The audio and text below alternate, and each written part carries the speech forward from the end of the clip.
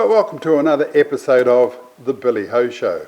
Now, when I was a boy, Johnny Lindsay, next door neighbour, and I were good mates, and we went to the pictures together, and after the pictures we come down through Avondale on our way home, and we stop at the toy shop, and he'd bags all sorts of things and I'd bags all sorts of things, and then we move on to the next shop, the bike shop, and bags, all a lot of fun. And the last shop in that row before you sort of turned down Rosebank Road was the jeweller's shop. And in the jeweller's shop there was a lion head ring. And after we bags everything, Johnny Lindsay bags the lion rings, and I said, no, I like that, I bags that.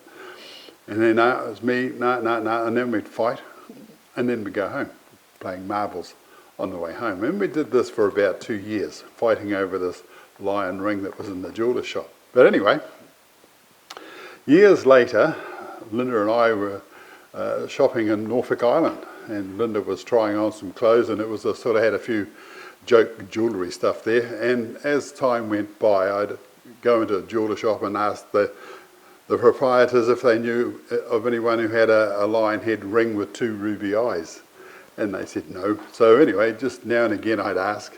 So I asked this lady, she said, well, yeah, so if you go up to the main shop in the town and ask my husband, yeah, I think we've got one somewhere. So anyway, up the shop I go, and I asked the bloke, have you got a lion head ring with 2 ruby eyes? And he went, well, yeah, just wait a minute. So he went out the back, and about 5 minutes later he came back, and he came back with this,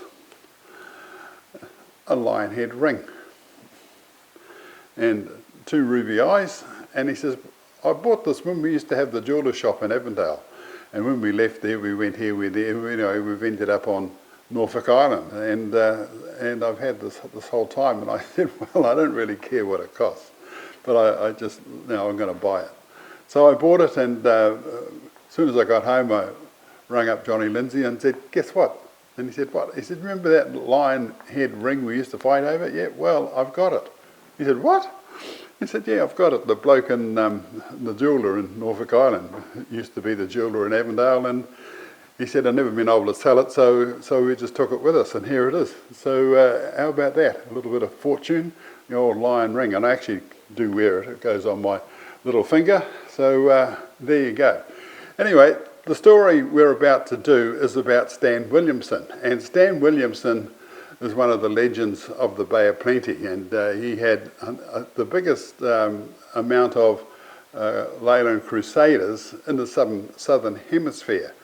Stan's a very famous truck driver or truck company owner, and he's worked his whole life all the way up to that. So I think it's good for the younger generation to hear what the older generation have to say about building New Zealand in the 40s, 50s, 60s and 70s. Stan, when I did this interview about 2014, Stan was still driving his Leyland Crusader about the place. So let's join Stan, and I'll just redo this interview, but I think it's an outstanding statement to this man. And I have the pleasure of being with Stan Williamson, and Stan is a legend in trucking, particularly around the Bay of Plenty area. So welcome to the show, Stan. Thank you, Bill. Well, I don't know if you know it, but some have told me that your nickname's called the late Stan Williamson, and they say you're pretty much late for everything. maybe you could just give us a clue. I mean, you obviously know a lot of people, and like me, you're sort of, Bill, what about this and what about that? And I said, listen, I'm supposed to be, oh no, it'll only take a minute. Well, that's pretty much what happens. If I'm got an appointment to be somewhere, I like to be on time. But yes, there's a lot of people around, and there's a lot of people asking a lot of questions. And hey Stan, what about this? Or hey Stan, what about that? And I just do my best to help. Good on you. How old are you, Stan? I'm 83 years young, that is. Yeah, they tell me that the 83 is the new 63. I mean, you feel well and healthy, and you still drive a truck, and that in itself is amazing. I don't really know too many 83-year-olds that are still spending a day in the truck. Oh, yes, it's something that comes pretty naturally to me. I've done a lot of driving, and I'm just comfortable doing it. Fair enough. Now, 83, when did you kick off your sort of career? I came to Te Puhi in 1946 because I had a bit of a disagreement with a farmer, and the Rangataiki area, and his way of farming didn't suit me, and that was it. I switched to machinery. So that was bulldozering. Bulldozers sort of really made New Zealand. I mean, you basically prepared the land and got the roads into some sort of shape. And back in that time, I guess there was plenty to do. Ah, yes, and there still is plenty to do. But yes, I enjoyed land development work, and I enjoyed roading. And eventually I clocked up 50,000 hours on bulldozers. Wow. And so did you sort of decide that so you started business, an actual business in bulldozing or contracting?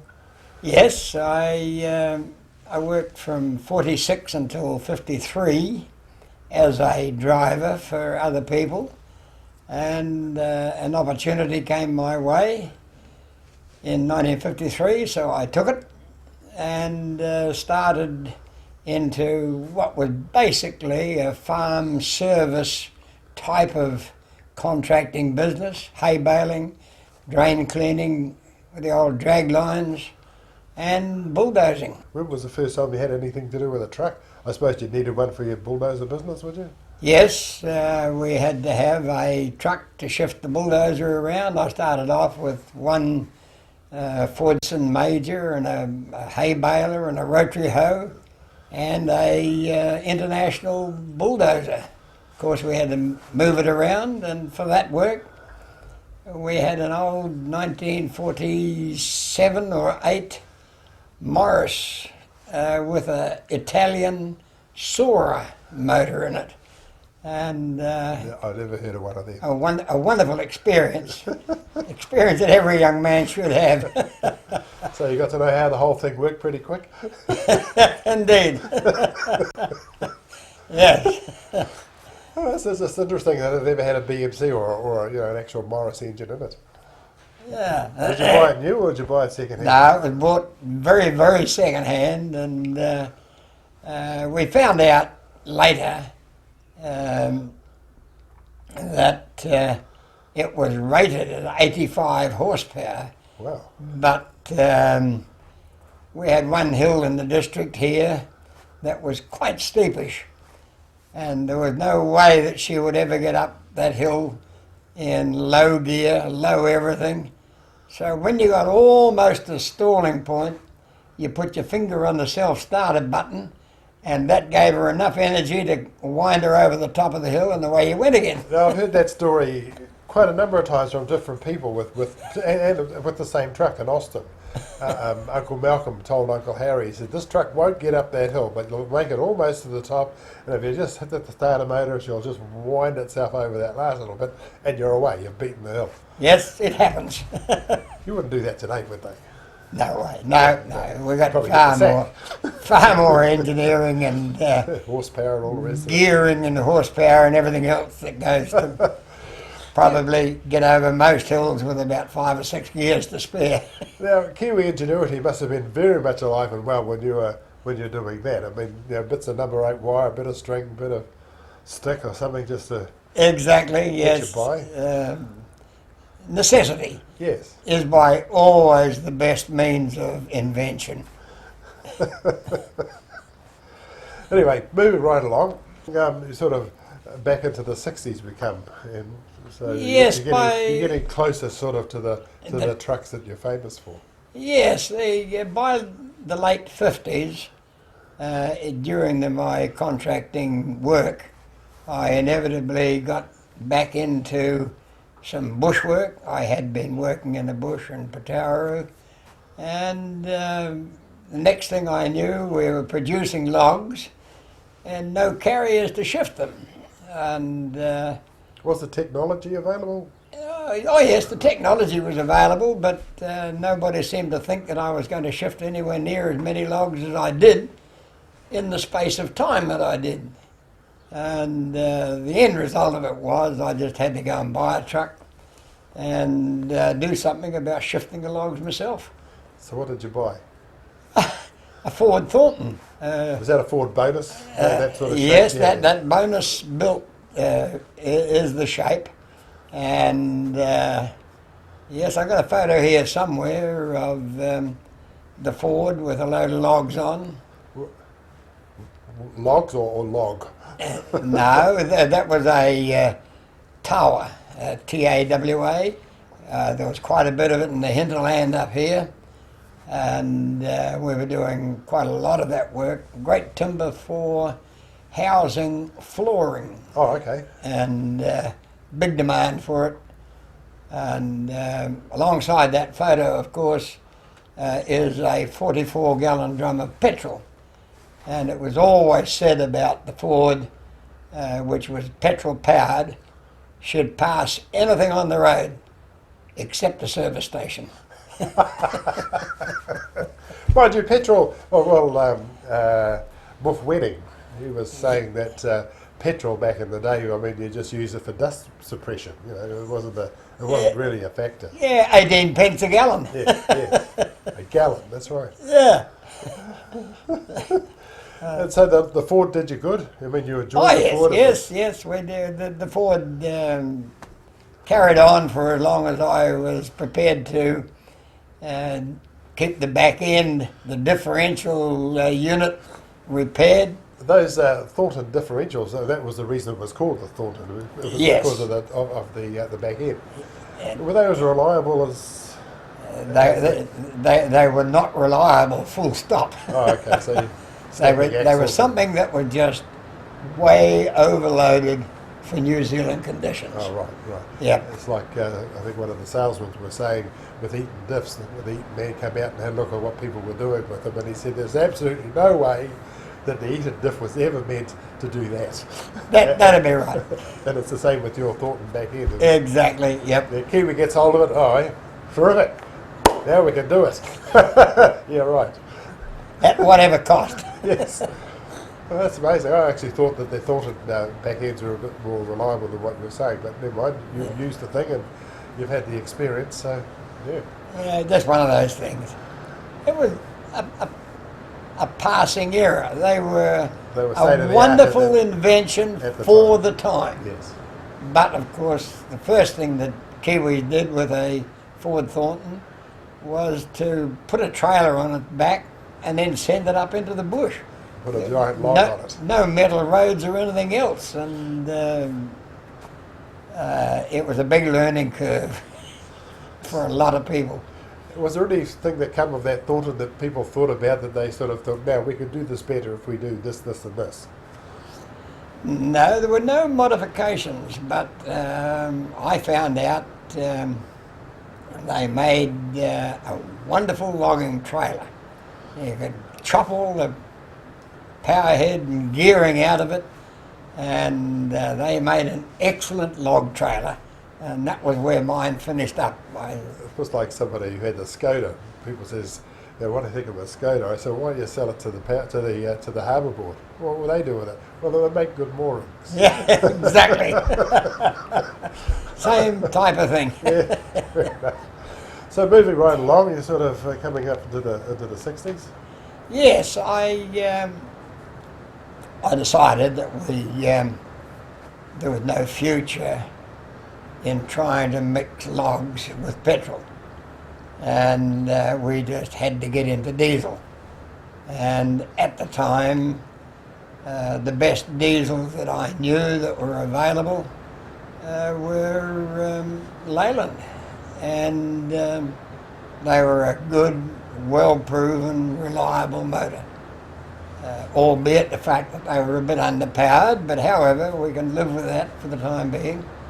And away we went and bought Leyland Comets, and later got into the lighter weight tandem drives in form of Albion, and then a couple of those, and then we got into the heavier Leylands, being the Hippos, and from there we went on through the era of the ergomatic Aecs, and eventually settled into the Leyland Crusader in the early 70s.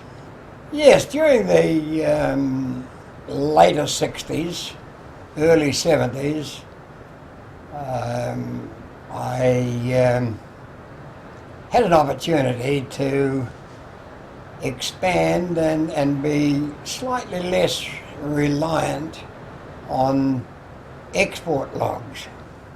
And I wanted to get into the domestic market, so I bought a company in Taupo, Oregon Hauling Company Limited, and I expanded that. It was just a little 4-truck and a loader company when I bought it, and within a relatively short number of years, it was about a 20-truck company carting over a major part of the North Island, principally in heavy transport and in logs. Yeah, with a big business like this, what was it, sort of somebody would say we need more truck stand. And so, sure, it's easy enough to get trucks, but what was the difficulty trying to get drivers? Oh, we had a fairly good public relations and communications reputation, if you like. We had quite a number of people who would come along and be looking for work, and at times I can remember the waiting list being up to about 10 or 12 people. Wow. And we got on pretty well with people, and that's what life's about. And so once they got into the Stan Williamson circle of work and they were reliable, they more or less had a career. Provided they want to put their heart and soul and thoughts day by day, minute by minute into what they were doing, yes, we've had some very, very good people. As power, let's talk about the power plants in the various trucks. You were telling me before about your Aecs suddenly never had the guts, if you like, to sort of continue down the road. But at the time you got them, they were. But as time goes by and technologies change, you needed to sort of change with it. So maybe just tell us a bit about that, sort of repowering Aecs. And we've spoken to, folks, you may have seen a couple of the Aecs. There's Bill Hammond's Aec and Peter Vincent's Aec, and they absolutely love them. But you had a few, the ergomatic cab, absolutely sort of perfection, I suppose, in terms of driver comfort and where everything was to drive the thing, but just slightly underpowered. Perhaps you'd like to just tell us about that. Yes, well, we found generally that, of course, Kiwis get hold of trucks, and as a 6x4 or something like that, they're not in their parent company, in their homeland, not really designed for the contours of New Zealand, and the English and continental contours are a whole lot easier to live with.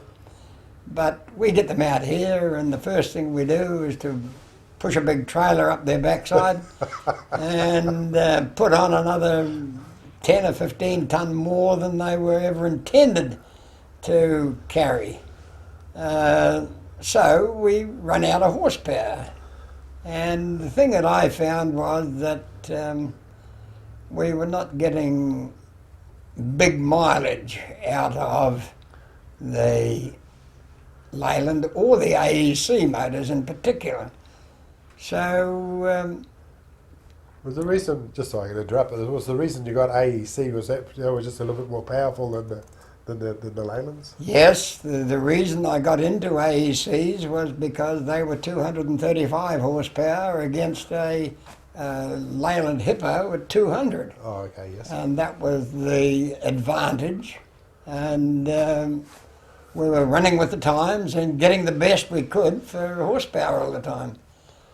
But it was still insufficient, in so much that we worked them and they wore the motors out a whole lot sooner than we expected. So being a Detroit fan, and I used a lot of them, I got to work and talked to our engineers in Cambridge and said, well, hey, we put 471s in these things, and what about we put some 671s in here? And oh yes, they thought that was a good idea. So we got one, put the motor in, and away we went. It made the truck, just came alive. So we just followed it up by doing about another 8 or 10 of them. Now, when you say we just put it in, was it too much? I mean, obviously you've got to change sort of engine mounts and a few other bits and pieces to actually make it fit, and then connect everything that sort of drives the thing, but you did it. Was that Kiwi ingenuity sort of alive and well? Oh yes. The Rustic Motors in Cambridge were very good engineers, very good forward-thinking people, and it wasn't really a problem. It was just another little question that had to be answered. How do we do it? And then just get stuck into it and do it. And just do it, yeah. To the best of engineering practices. And it worked. Yeah, so nobody came with a big piece of paper and a whole bunch of forms and say we need to sign all this off? Oh, no. We didn't go into those sort of details in those days. So what sort of horsepower was the 671? The 671 was only about 260 odd in the configuration that we formed them up into. Yes. And they're a very, very flexible engine. And but the great thing about them was that they had tremendous longevity. And being a two-stroke motor, you can do all sorts of things, and I found that it was far cheaper to pour a few extra gallons of diesel in at night when they finished work than it was to be relying on something that was a bit more economical, but but a major part of his life sitting in the workshop, not earning anything and spending money on it. And it's all about payload, isn't it, really? It is indeed. Melbourne Lime, every time. Melbourne Lime, available all over the Southland district and beyond. Top grade lime that's been available year after year. Call them on 03 417 8228. The next time you need lime, think Melbourne Lime, every time. On Saturday, November the 6th, we leave for another Bill Hohepa Old Truck Tour of New Zealand. We leave from Auckland and make our way to Wellington, cross over on the ferry to the South Island and continue down all the way to Richardson's Museum in Invercargill. Then we travel up the coast all the way to Wakefield and on to Rockville. All this and looking at old trucks as we go, as well as seeing a fair bit of New Zealand, and people will travel by minibus. So if you have an ex-truck driving dad or granddad or somebody you know, maybe this special trucking holiday treat will be just a ticket. Maybe a Father's Day surprise. If you'd like to find out more, just go to my Facebook page, Bill Hohepa's 2021 Old Truck Tour, and all the details are there. Or just email me at billhohepa@extra.co.nz. Roger Mann has a great heritage collection in his new big shed about 3k north of Geraldine. It's not open to the public yet, but if you'd like to visit, or you have a group that would like to visit, just call John on 027 246 7466. That's 027 246 7466, and he'll make all the arrangements.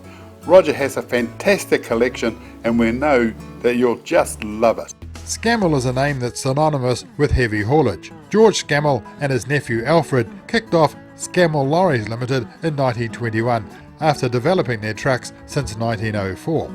In 1929 they introduced the world's largest truck, the articulated 100-tonner heavy haulage vehicle. It was powered by a Scammel 7-litre petrol engine, which by the way chewed up a gallon every 1500 metres. If you look at the picture, there's a bogie that had brakes, which was controlled by the guy that sat in a little box at the back, but the driver had to ring him to know when to put the brakes on. Luckily, that truck only did 3 miles an hour. Also in the 20s, they developed a cross-country vehicle, an all-wheel drive 6-wheeler. They continued through to the 60s with a Michelotti-designed fiberglass cab, And after this cab came the Scammel Crusader cab that was developed in the early 70s. And this is the cab that Stan favoured. So there you go, a little bit on the history of Scammel. The advent of the Scammel Crusader came in 71. And I just happened to be in the Leyland establishment in Rotorua, and one of the salesmen was all excited, and they had just that day got some brochures on this new model, the Crusader. And by coincidence it was powered with the 871, which is one of the favourite Detroits of the time, and a motor that I got on very, very well with. So when we finished the conversation, and I never ever leave my sense of humour at home. I always take it with me. And I was wandering out the door, and one of the salesmen said to me, well, what do you reckon, Stan? So I just, oh, well, how many of these things have you got? Oh, he said, we've got 4 of them coming. I said, well, you better send a couple of them down to the paint shop in the morning and get them painted red. And just carried on walking out the door. But, next morning he's all excited on the end of the phone. He said, hey, he said, Auckland branch want me to an order signed for those 2 trucks. And I said, well, gosh, haven't you got them down the paint shop yet? Anyway, he came over and I gave him an order, and he went away like a dog with 2 tin tails. Yeah. Happy as a lark. Now, through all this, are you driving? So you're running a business, driving a truck at the same time? For a long time I was, yes. But of course there came a time when I just had to give up driving. By 1985 we had 112 staff. Ooh. And we had 85 trucks on the road, about 75 of them logging, and about 10 of them with transporters. If you had your life again, would you do it all over again? Oh yes, indeed. Absolutely. Immediately. Absolutely. Well, good on you, Stan. That was, you've had a wonderful career, and it's great to have the opportunity to, let the people out there sort of hear the stories of what it's like to be 83 years old and still driving a truck, still enjoying yourself, still got a joke, and good on you for that. So, congratulations. Really. Next week, we'll take a look at Jamie's black Scammel doing a job of work, heading off to a local quarry to pick up some material for a new shed that he's building. But it's interesting that there are still Leyland Scammel Crusaders on the road today. So once again, thanks Stan, and we'll see you all again next week.